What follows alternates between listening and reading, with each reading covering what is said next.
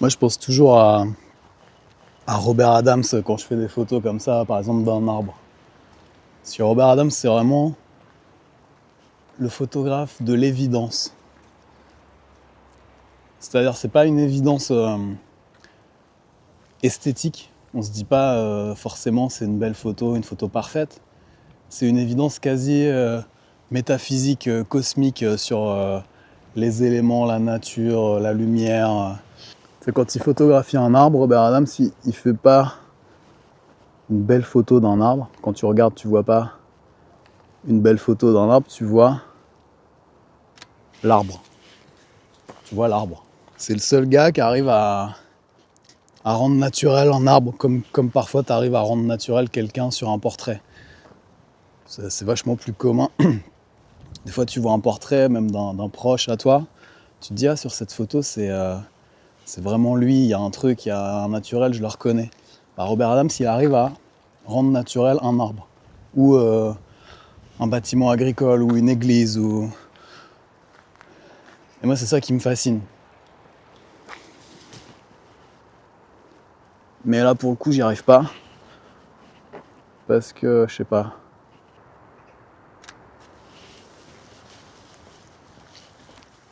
Simplicity, we want.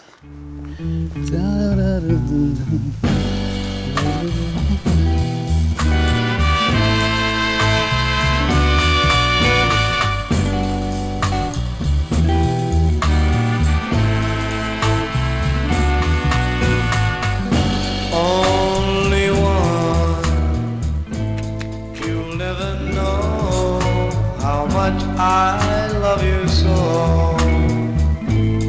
I guess you'll never, the reality will know. Only one, be mine.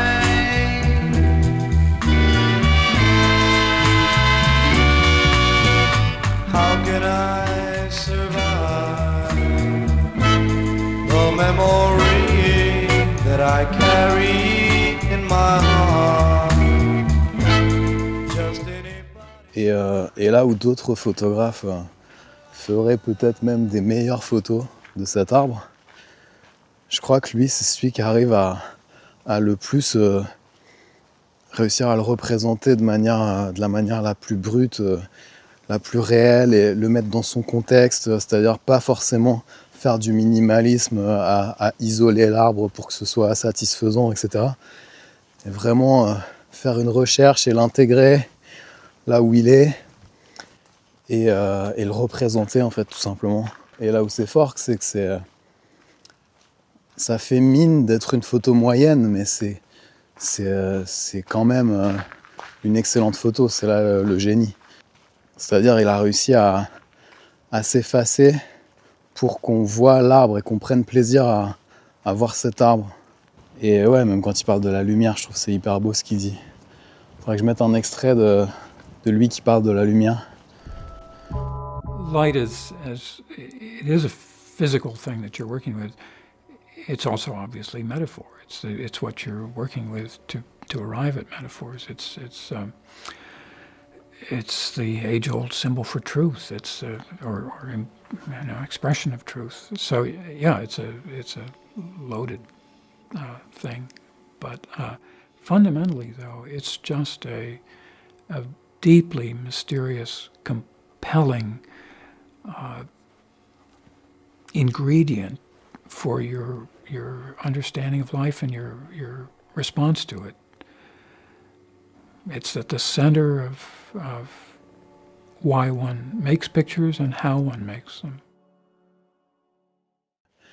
C'est tellement profond que juste son sujet, c'est la vie, que j'ai l'impression. Enfin, c'est la célébration de la vie, quoi. Je sais pas, d'ailleurs, je parle que d'arbres, parce que c'est ça qui me reste dans son travail. J'ai jamais vu un arbre de cette manière, quoi. Donc bien sûr qu'il avait des sujets. Il a travaillé sur les paysages altérés en Amérique, la mondialisation, le consumérisme. Et ces photos parlent de ça aussi. Mais je trouve qu'elles parlent aussi tout simplement comme je disais tout à l'heure, de la lumière, de la vie, de la nature. Donc c'est en ça que son travail est quasiment philosophique aussi pour moi, parce qu'il y a ça, et il y a aussi cette recherche très profonde de la réalité, de la vérité.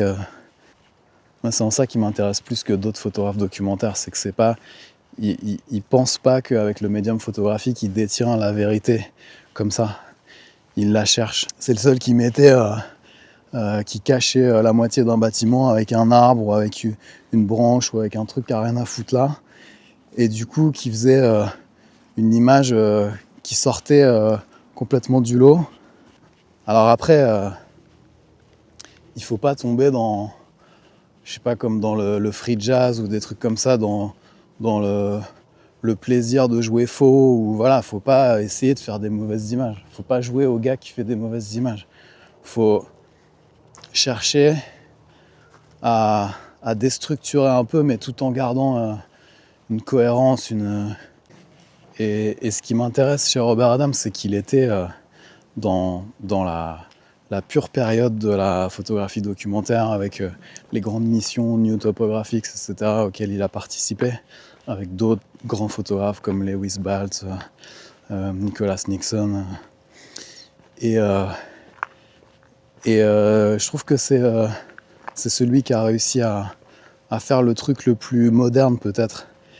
Parce qu'après, bien sûr, il y a quelques années après, il y a des mecs comme Alex Hott qui sont arrivés, Brian Scott Matt, des mecs comme ça qui, eux, sont dans déjà autre chose, dans le post-documentaire, dans la photographie extrêmement narrative, extrêmement lyrique, etc. Donc c'est quasiment un autre champ de la photographie. Robert Adams, il était encore en plein dans la période phare du documentaire, et il a réussi à faire un truc qui sortait du lot et qui était plus fin, plus riche ou plus sensible, je sais pas comment dire. Après, il y en a d'autres qui préfèrent d'autres photographes de ces missions, et des photographes comme les Becher, par exemple, qui avaient des protocoles, des trucs où... Mais eux, c'est des photographes où, justement, tu vois...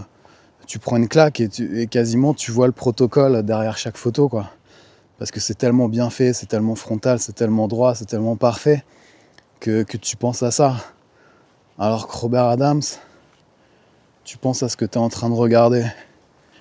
Et quasiment, je sais pas, t'as l'impression que c'est un photographe un peu lambda, quoi. Et après, moi, il m'a fallu du temps pour capter le truc. J'aimais bien, mais sans être non plus hyper impressionné et tout, mais c'est justement ça le truc, c'est que c'est pas impressionnant. Et quand tu te mets à essayer de le faire, tu vois à quel point le gars était fort, quoi.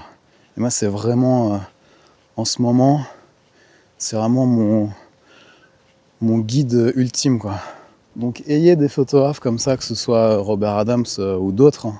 Trouvez-vous vos propres mentors, référents, et ça aide ça guide, quoi.